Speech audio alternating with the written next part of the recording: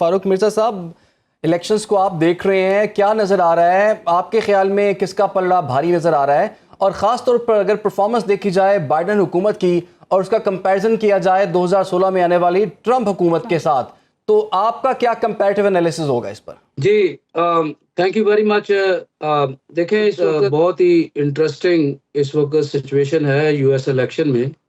इस वक्त पूरा अमेरिकन कम्युनिटी, एथनिक कम्युनिटी, मुसलमान कम्युनिटियाँ, वो सारी जो है वो डिवाइड है। जो एक तासर था कि जो खलीज में जो इस वक्त डेमोलेशन हो रही थी, वहाँ जुल्म सितम हो रहा था, उसका शायद असर अमेरिकी पॉलिटिक्स पे पड़ेगा, वो हरगिज़ नहीं पड़ा। हमने देखा कि जो मिशिगन, अभी हमारे दोस्त बात कर रहे थे, वहाँ जो रुख था मुसलमानों का वो डोनाल्ड ट्रंप की तरफ हुआ। और अ, फिर उसके बाद कामला हैरिस ने अपनी स्ट्रेटजी बदली और उन्होंने जब इसराइल पे 2-4 सख्त बयानात दिए, तो वही मुसलमान जो हैं वो उनकी तरफ वापस आए। अब उसी मिशिगन में जो इस वक़्त कामला हैरिस जो है वो लीड ले रही हैं, 48% और 46% जो है ट्रंप ले रहे हैं। अभी ये कहा नहीं जा सकता कि इनमें से कौन जीतेगा। अ, जो इस वक़्त जो लोग माइंडसेट जिनका है या सोच है, वो है last last minute decision voters. ये डिसाइड करेंगे कि कौन जीतेगा। अब हमें जो अमेरिका का जो इलेक्टोरल कॉलेज सिस्टम जो है, उसको समझने की ज़रूरत है, क्योंकि उसके बगैर तज्ज़िया नहीं किया जा सकता। ये जो स्विंग स्टेट हैं, जिनको पर्पल स्टेट कहा जाता है, कि ये 7 थी, अब इसमें आयोवा भी शामिल कर लिया गया है।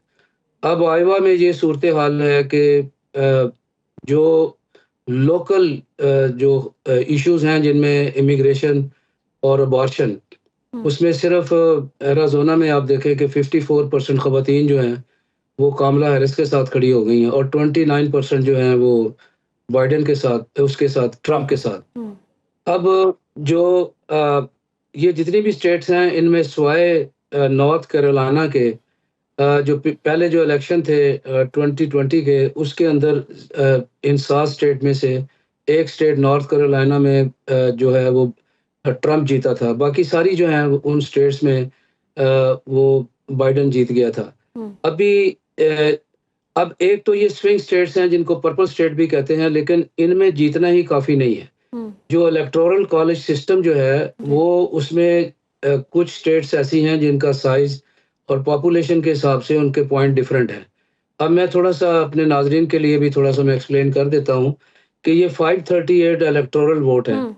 उसमें 270 आपको कैंडिडेट को वोट हासिल करने हैं।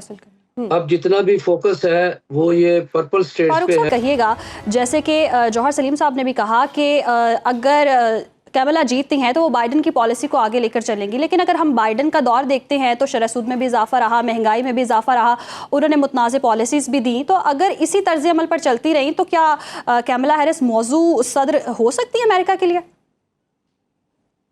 जी, बड़ा इंटरेस्टिंग ये सूरत हाल है। बिल्कुल एम्बेसडर साहब ने ये बिल्कुल सही कहा कि इस वक्त दरअसल जो अमेरिका की जो फॉरेन पॉलिसी है ना, उसको समझने की ज़रूरत है।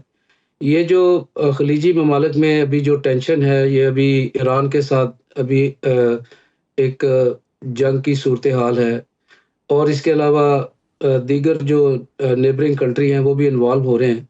ये बेसिकली एक बड़ा प्लान है, एक 20-25 साला प्लान है। अगर आप थोड़ा-सा अभी ज़िक्र हुआ कि इंडिया के साथ अमेरिकन उनका ज़्यादा झुकाव है, तो वो आपने देखा कि एक ऐलान हुआ था अभी 2-3 साल पहले कि एक कॉरिडोर जो है वो निकालना चाहते हैं इंडिया से बहरीन, इज़राइल, फिर वहाँ से यूरोप। तो ये जितनी भी डेमोलेशन अभी हो रही है खलीजी ममालिक में, ये कुछ देर बाद ये थोड़ा-सा ट्रूस होगा, फिर इसके अंदर लॉन्ग टर्म एक पीस ट्रीटी होंगे, फिर वो ये कॉरिडोर का आगाज़ करेंगे। ये तो एक प्लान है। इससे कामला हैरिस हो या ट्रंप हो, उससे कोई फ़र्क नहीं पड़ता। अमेरिकन पॉलिसी बिल्कुल चेंज नहीं होती। अब यहाँ ट्रंप की बात करते हैं। अगर ट्रंप जीत जाता है, तो वो पाकिस्तान के लिए और मुसलमानों के लिए बिल्कुल वो हमारा कोई फेवरेट कैंडिडेट नहीं है। ट्रंप ने मुसलमानों के साथ बहुत ही ज़्यादतियाँ की, उन्होंने डिपोर्टेशन की। अभी उसने एक नया ऐलान किया है कि हिस्ट्री की सबसे बड़ी एक डेपोटेशन मैं करूँगा जिस तरह मैं आऊँगा। उसमें जो सिटीज़न हैं उनके बच्चों को भी वो जो ऑटोमेटिक जो वो सिटीज़न बन जाते हैं, उसने कहा वो भी स्टॉप करूँगा। अब पाकिस्तान के हवाले से आप देखें कि जब ट्रंप जब आया था, उसने आते ही कहा था कि मैं बड़ा अनप्रेडिक्टेबल हूँ और मैं पाकिस्तान को I will teach a good lesson.